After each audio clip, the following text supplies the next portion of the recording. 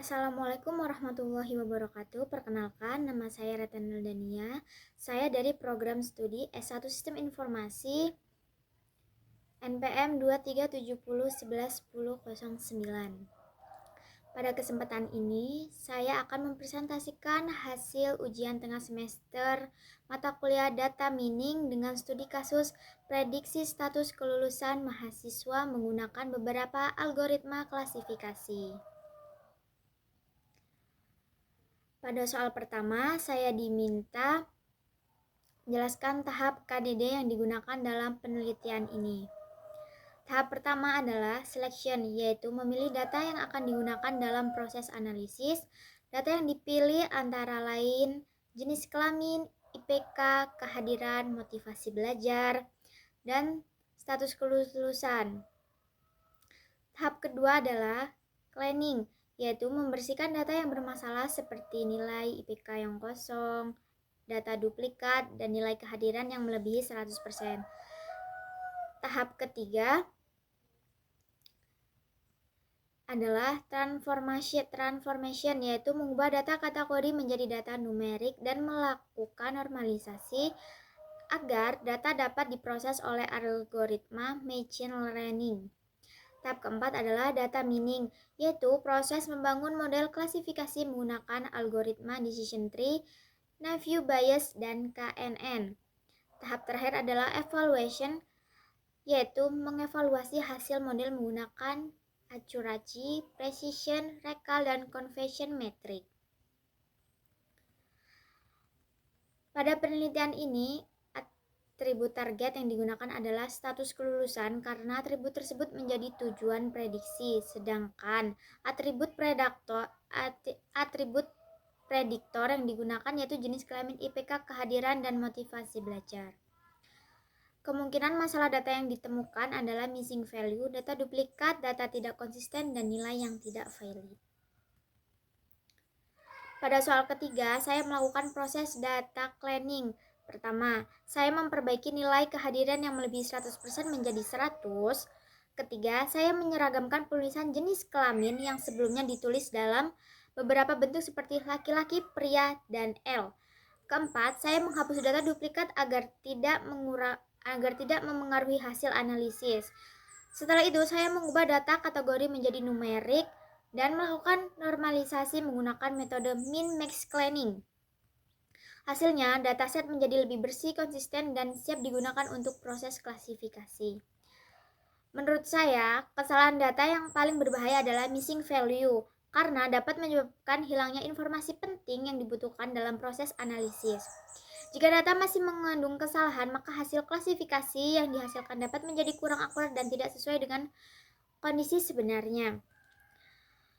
Saya memilih atribut yang dianggap relevan terhadap status kelulusan dan menghapus atribut yang tidak memiliki hubungan langsung dengan proses klasifikasi. Atribut seperti NIM, nama, alamat, nomor telepon, email, tempat lahir, tanggal lahir, agama, dan hobi tidak digunakan karena tidak berpengaruh terhadap kelulusan mahasiswa. Dengan melakukan reduksi data, proses training menjadi lebih cepat dan model menjadi lebih efisien. Menurut saya, tidak semua atribut perlu digunakan dalam proses klasifikasi. Atribut yang tidak memiliki hubungan dengan status kelulusan sebaiknya dihapus agar model lebih fokus mempelajari atribut yang benar-benar berpengaruh.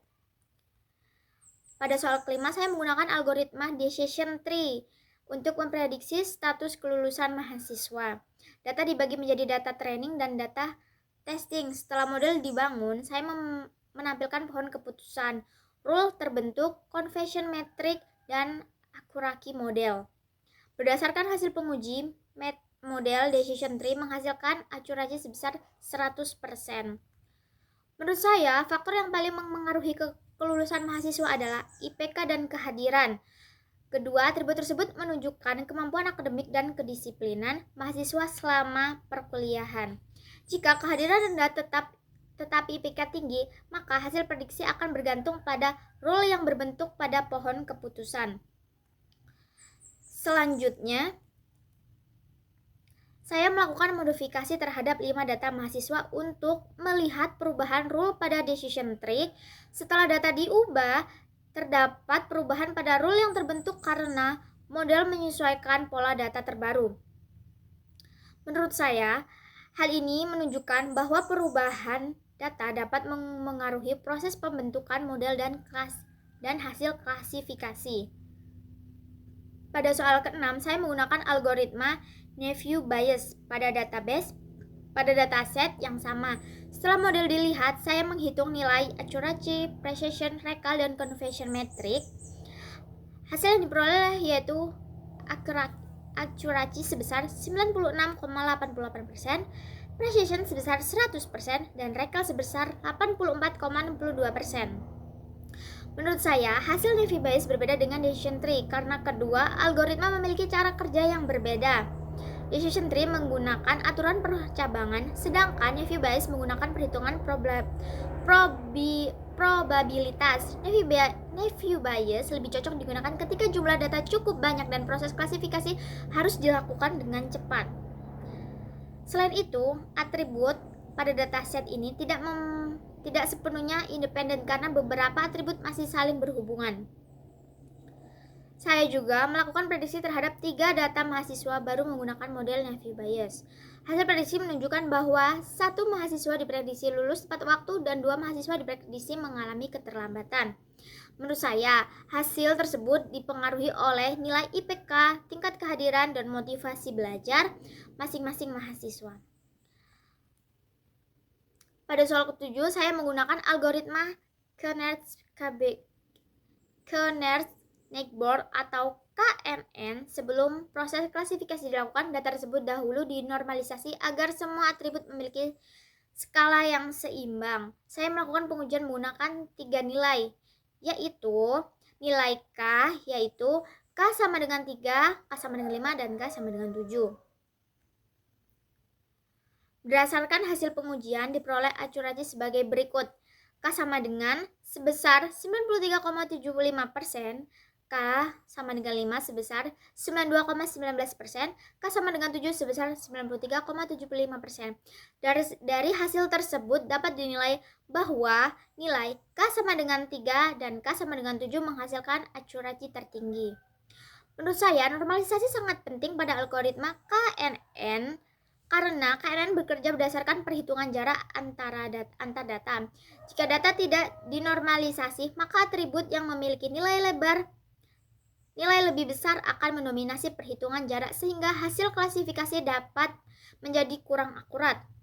Berdasarkan hasil pengujian yang saya lakukan, nilai terbaik adalah K sama dengan 3 dan K sama dengan 7 karena menghasilkan accuracy tertinggi yaitu sebesar 93,75%. Berdasarkan seluruh proses yang telah dilakukan, dapat disimpulkan bahwa data cleaning sangat penting untuk meningkatkan kualitas data sebelum dilakukan klasifikasi.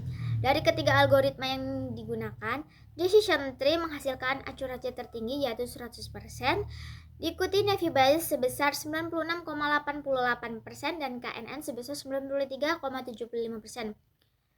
Menurut saya, IPK dan kehadiran merupakan faktor yang paling berpengaruh terhadap status kelulusan mahasiswa. Sekian presentasi saya dapat saya sampaikan. Terima kasih atas perhatian Bapak atau Ibu dosen.